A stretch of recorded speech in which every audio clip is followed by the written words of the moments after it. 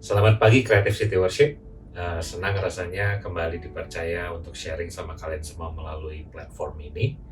Saya harap semua dalam keadaan baik. Dan bulan ini kita sebagai gereja itu memiliki tema Life Story Written by Jesus. Cerita hidup yang ditulis oleh Yesus. Nah, saat saya mendengar tema ini, satu pertanyaan sebetulnya yang terlintas di kepala saya gitu ya. Bagaimana sih rasanya saat cerita hidup kita itu ditulis oleh orang lain? Jadi bukan kita yang nulis, tapi orang lain. Coba bayangin, Anda mau makan apa diatur, Anda mau tidur di mana diatur, Anda mau pergi kemana diatur, mau pacaran sama siapa diatur, sampai Anda mau BAB gimana caranya pun diatur. Lah terserah orang ya, dia mau jongkok kek, dia mau duduk kek, dia mau berdiri sampai gaya Spider-Man yang jongkok tapi kebalik kek, kan suka-suka dia ya. Nah, gimana sih rasanya saat kita nggak punya kendali atas hidup kita sendiri? Pastinya nggak enak. Kita nggak bisa melakukan apa yang kita suka dengan bebas. Nah, saya nggak tahu sama Anda ya, tapi saya dan banyak orang yang waras pada umumnya itu suka dengan yang namanya kebebasan. Mungkin di sini ada beberapa orang yang agak unik, sukanya disekap atau sukanya dikekang gitu ya, nggak tahu. Tapi dari kecil yang jelas saya menunggu-nunggu banget untuk waktunya nanti cepat gede dan cepat dewasa, cepat mandiri supaya nggak tergantung sama orang tua dan bisa bebas melakukan apa yang saya mau.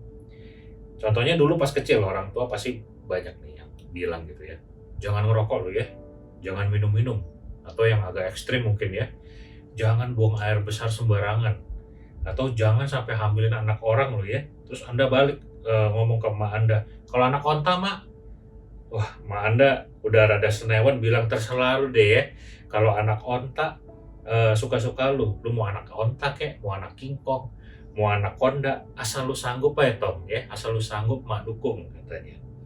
Nah, pas gede dan udah bebas, kira-kira yang paling pengen Anda lakuin apa? Udah pasti yang tadi dilarang ya kan? Pengenlah cobain minum alkohol, pengenlah cobain yang namanya ngerokok. Nah, kalau kita masih pengen coba yang namanya buang air besar sembarangan, atau masih pengen coba hamilin anak onta, nah itu kayaknya agak konslet otaknya.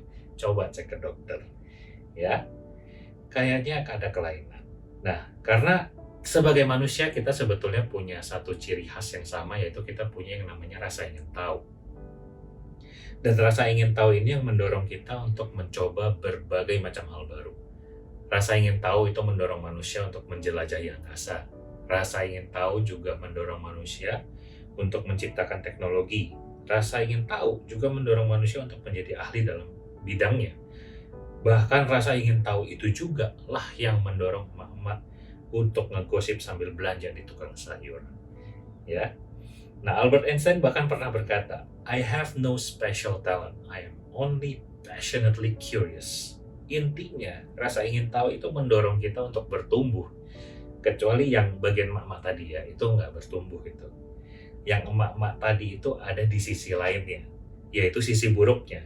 Jadi rasa ingin tahu itu punya dua sisi, ada sisi baik dan sisi buruknya. Rasa ingin tahu di satu sisi memang mendorong manusia untuk bertumbuh, tapi sayangnya rasa ingin tahu juga menghancurkan manusia. Seperti bagaimana manusia jatuh ke dalam dosa untuk pertama kalinya. Nah, ini menarik. Kita coba baca di Kejadian 3 ayat 6. Saya bacain, di bagian pertamanya dikatakan, perempuan itu melihat bahwa buah pohon itu baik untuk dimakan dan sedap kelihatannya.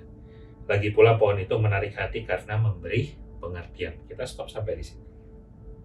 Dari sini kita bisa lihat perempuan itu, saya sebut perempuan ya, karena pada saat itu masih belum dikasih nama, namanya belum jadi Hawa. Dari bahasanya, dia itu penasaran, dia itu ingin tahu, oh kelihatannya buahnya enak ya, kelihatannya buahnya bagus. Dan rasa ingin tahunya ini malah membuat manusia jatuh ke dalam dosa akhirnya. Terus mulai deh yang laki-laki bilang, memang ya perempuan itu racun. Wait, tenang. Buat yang perempuan saya belain. Kita baca dulu nih lanjutan ceritanya. Kita lanjut ke cerita yang tadi, terus kita lanjut ke ayat 7. Di sini dikatakan, lalu ia mengambil dari buahnya dan dimakannya, dan diberikannya juga kepada suaminya. Nah ini kata kuncinya, yang bersama-sama dengan dia. Dan suaminya pun memakannya. Lalu ayat ke-7 dikatakan, maka terbukalah mata mereka berdua dan mereka tahu bahwa mereka telanjang. Lalu mereka menyemat daun pohon ara dan membuat cawat. Nah, kita lihat di sini, yang pertama kali makan siapa? Perempuannya, betul ya? Baru setelah itu Adam. Dan mata mereka berdua baru terbuka setelah Adam makan buahnya. Pada saat perempuannya makan, matanya masih belum terbuka tuh. Nah, pertanyaannya kenapa? Karena perintah Tuhan itu diberikan Tuhan kepada Adam, bukan kepada sang perempuan. Barusan kita bacakan kalau suaminya itu bersama-sama dengan dia. Artinya Adam itu ada di sebelahnya perempuan itu.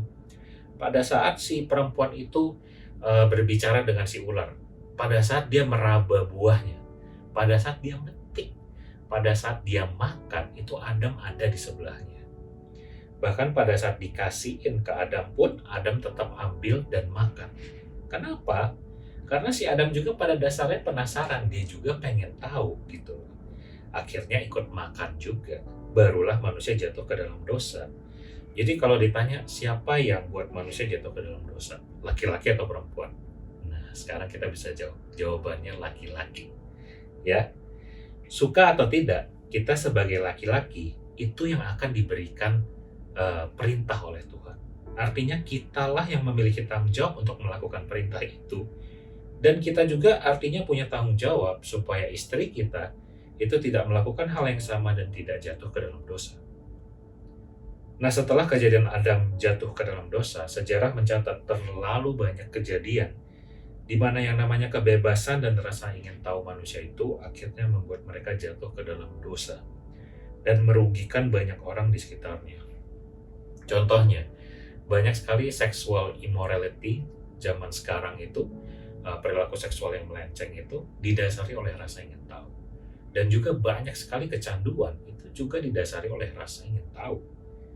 Permasalahannya, kebebasan itu tidak cuma memberi ruang kepada kemungkinan untuk manusia menjadi lebih baik, tapi juga pada kemungkinan kejatuhan yang lebih dalam.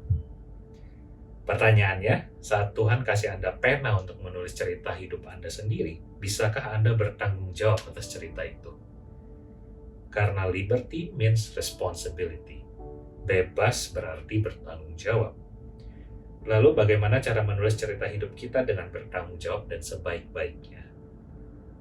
Seorang penulis terkenal, pemenang hadiah Nobel bernama T.S. Eliot pernah berkata begini, "The ending is in the beginning.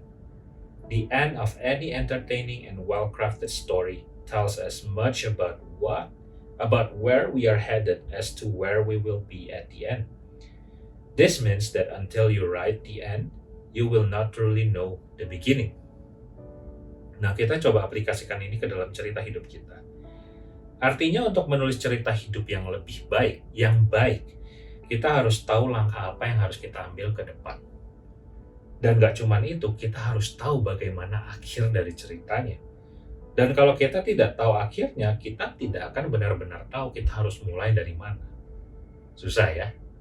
Gimana caranya kita bisa tahu akhir dari cerita hidup kita coba?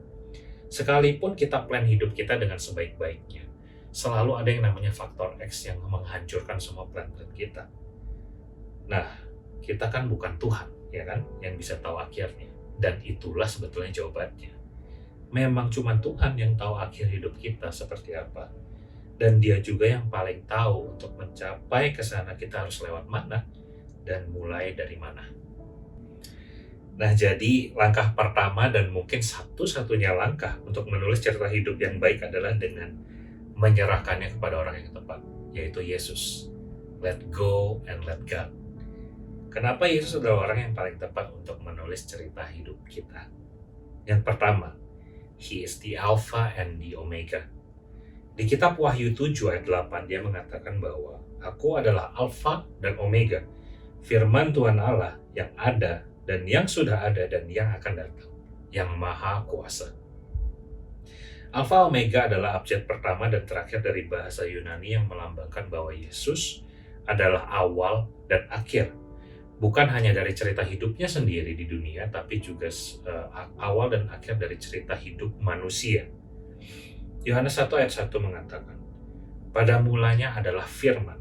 Firman itu bersama-sama dengan Allah, dan firman itu adalah Allah. Yesus sebagai awal dan akhir juga berarti bahwa dia adalah firman Tuhan itu sendiri. Segala sesuatu berawal dari firman, yaitu Yesus, dan juga akan berakhir melalui firman, yaitu Yesus. Pada bahasa aslinya, yaitu bahasa Ibrani, kata Alfa dan Omega itu diterjemahkan sebagai Aleph dan Taf. Aleph adalah huruf pertama dari abjad Ibrani, dan Taf adalah huruf terakhir. Bahasa Ibrani sendiri memiliki arti yang jauh-jauh lebih dalam dan kompleks. Ada piktogramnya, ada numeriknya, ada fonetiknya, dan kalau digabungin, dipakai dengan cara yang berbeda, itu akan menghasilkan arti yang berbeda juga. Nah, tapi kita nggak akan bahas itu hari ini ya. Kenapa? Karena pusing, Bapak Ibu. Saya jelasinnya pusing, Anda dengerinnya tambah pusing pasti.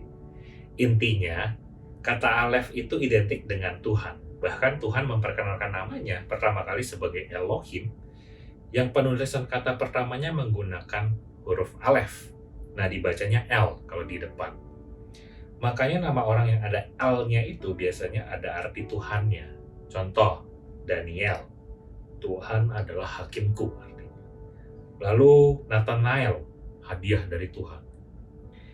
Elizabeth, Allahku adalah kelimpahan. Nah, terus saya penasaran kan?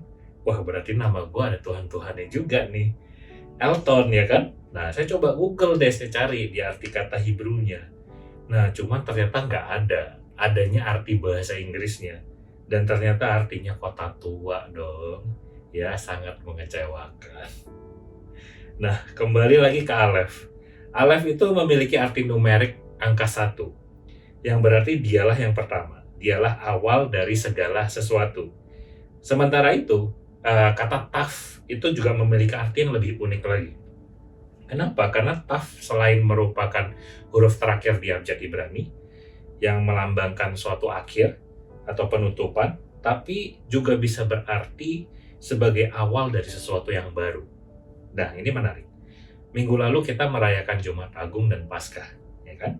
Di mana kita memperingati akhir cerita hidup Yesus di dunia di kayu salib. Itu merupakan omega atau akhir dari cerita hidup Yesus yang melambangkan akhir dari zaman Taurat. Tapi tidak cuma itu, kita juga merayakan kebangkitan Yesus yang menandakan awal dari sebuah zaman yang baru, yaitu zaman kasih karunia, di mana dosa kita diampuni dan dia sudah menang atas maut, supaya melalui dia, siapapun yang percaya bisa diselamatkan. Jadi jelas ya, akhir dari sesuatu mengawali sesuatu yang baru. Itu artinya saat Tuhan mengatakan dia adalah Omega, artinya dunia ini akan berakhir dan masuk ke suatu awal yang baru. Awal baru yang seperti apa pertanyaannya? Seperti yang dia janjikan, yaitu menuju kekekalan. Dan kalau kita percaya kepada Yesus, kita akan bersama dengan dia di dalam kekekalan itu. What an amazing writer Tuhan itu ya.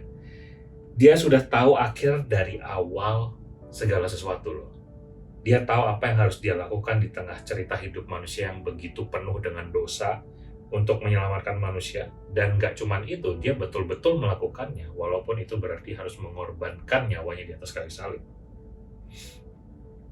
Bahkan saat dia menutup cerita hidup manusia, dia sudah menyiapkan cerita hidup yang baru yang begitu indah di dalam kekekalan bersama dengan dia. Dia sudah menyediakan satu plot cerita yang begitu luar biasa. Pertanyaannya adalah apakah kita mau masuk ke dalam plot cerita tersebut. Yang luar biasa dari Tuhan itu menurut saya bukan cuman dia bisa nulis plot cerita seperti ini, tapi dia tetap memberikan kebebasan kepada kita. Artinya saya dan Anda hari ini bebas untuk memilih kita mau ikut plot cerita ini atau kita tetap mau hidup dan menulis cerita hidup kita sendiri. Buat saya ini adalah bukti dari kasih yang begitu besar. Karena hanya in true love you attain freedom. Kalau Anda mengklaim diri Anda mengasihi pasangan Anda hari ini, tapi Anda tidak memberi dia kebebasan, Anda pingit gitu ya, gak boleh kemana-mana, itu sih bukan kasih namanya. Itu posesif. Dan kalau posesif itu fokusnya selalu kepada diri sendiri. Yohanes 3 ayat 16, ini ayat yang selalu kita hafal. Karena begitu besar kasih Allah akan dunia ini, sehingga Ia telah mengaruniakan anaknya yang tunggal, supaya setiap orang yang percaya kepadanya tidak binasa, melainkan beroleh hidup yang kekal. Nah, di sini penekanannya saya tekankan kepada kata yang percaya. Itu memiliki arti bahwa ada juga berarti yang tidak percaya dong. Mengetahui akan tetap ada yang tidak percaya kepadanya, Yesus tetap mati untuk mereka juga. Itu yang luar biasa. Supaya apa?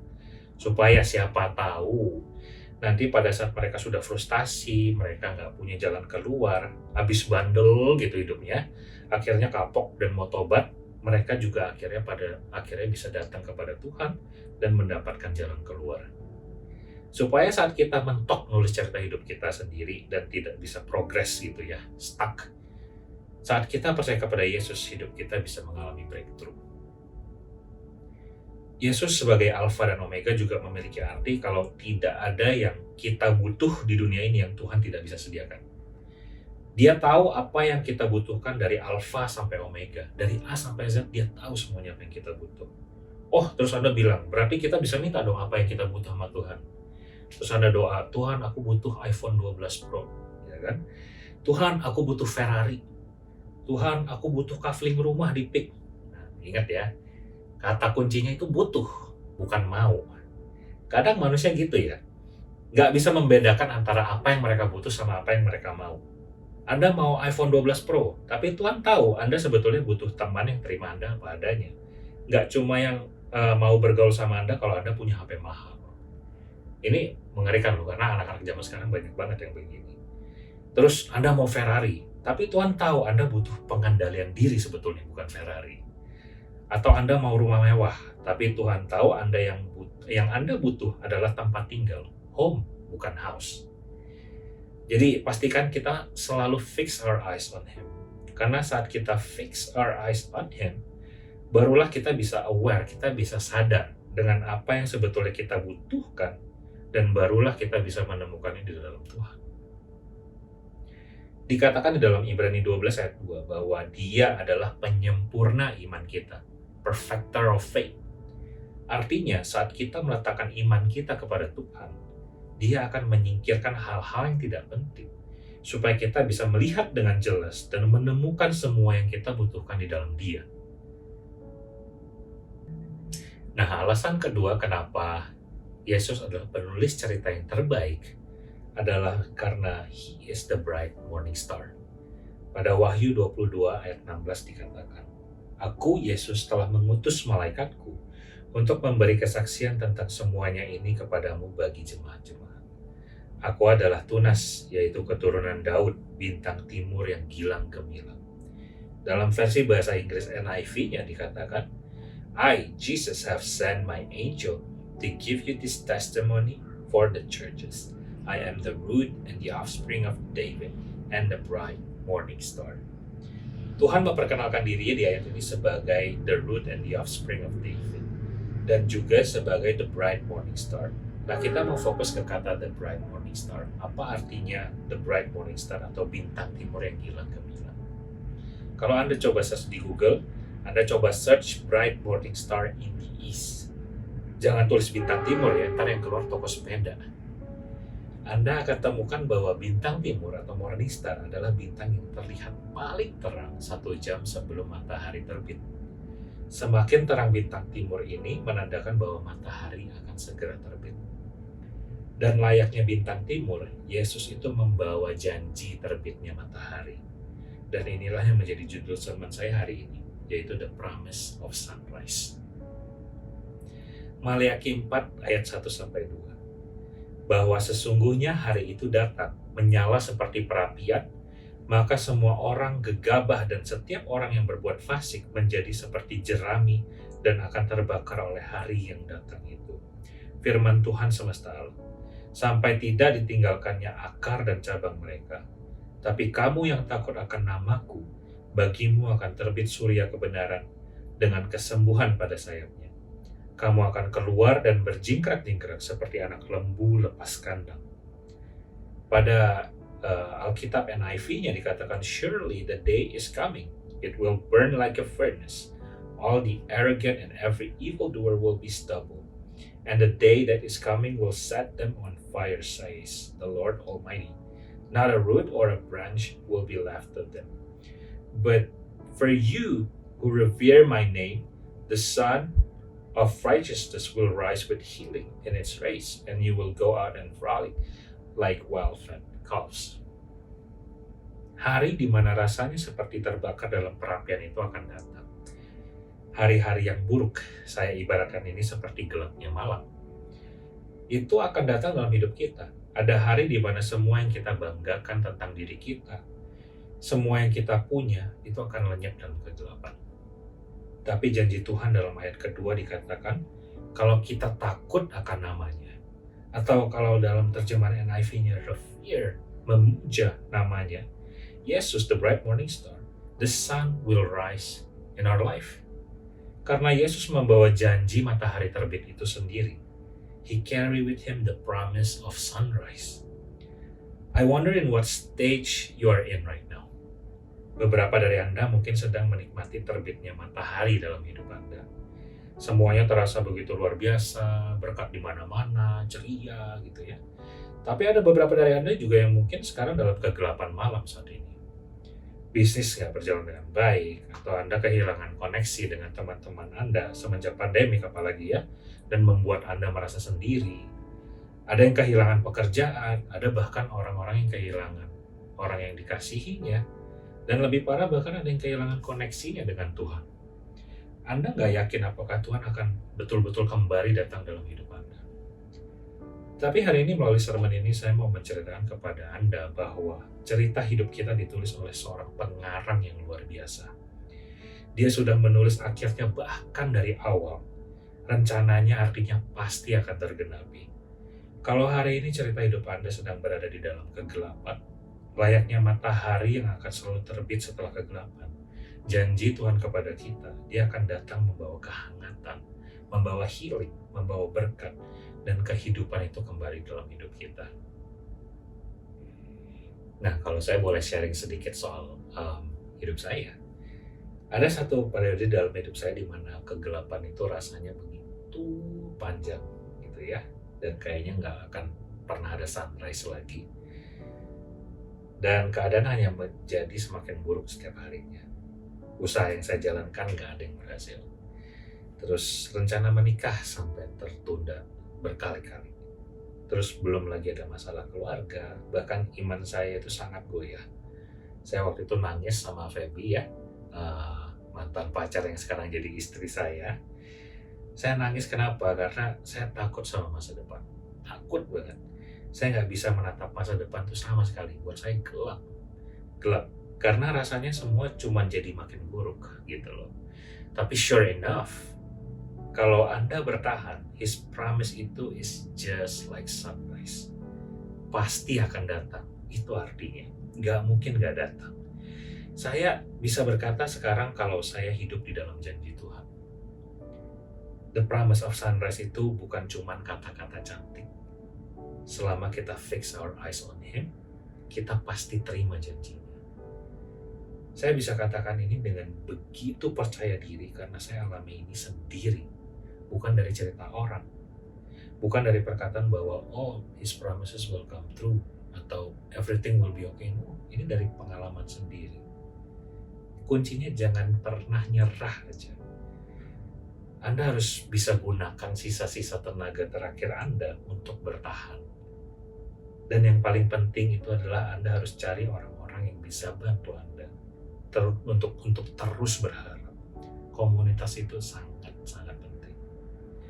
Dan satu hal lagi kalau saya boleh share, kalau Anda mau matahari itu terbit dalam hidup Anda, dia pertama harus terbit dalam hati Anda. Mungkin iman Anda sudah mati, mungkin Anda seperti saya kemarin gitu ya, ada di dalam masa gelap yang begitu lama sehingga itu begitu mempengaruhi hidup Anda, sampai ke hati Anda. Anda berubah menjadi pemarah, Anda jadi pemurung, mengurung diri, bahkan jadi pemikir yang negatif. Anda intinya stuck gitu dalam hidup Anda, nggak gerak kemana-mana. Bahkan Anda sudah tidak percaya lagi sama Tuhan. Today, I want to pray for you. for those of you that longs for that sun to rise in your heart. Kalian tahu kalau Yesus itu membawa janji matahari terbit itu sendiri. Dialah Alfa dan Omega, yang terawal dan yang terakhir. Penulis cerita hidup Anda. Dan Anda ingin supaya sekali lagi Yesus itu bisa datang ke dalam hidup Anda. Saya kadang merasa kalau pandemik itu nggak cuma membawa kita jauh sama gereja, membawa kita jauh sama komunitasnya, tapi juga yang paling parah membawa kita jauh dari Tuhan.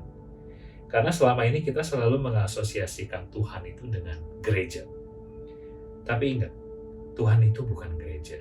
Dan tidak seperti gereja, Tuhan itu tidak dibatasi oleh ruang, jarak, maupun waktu. Anda bisa temukan dia kapanpun, dimanapun. Hari ini, semua mata terpejam.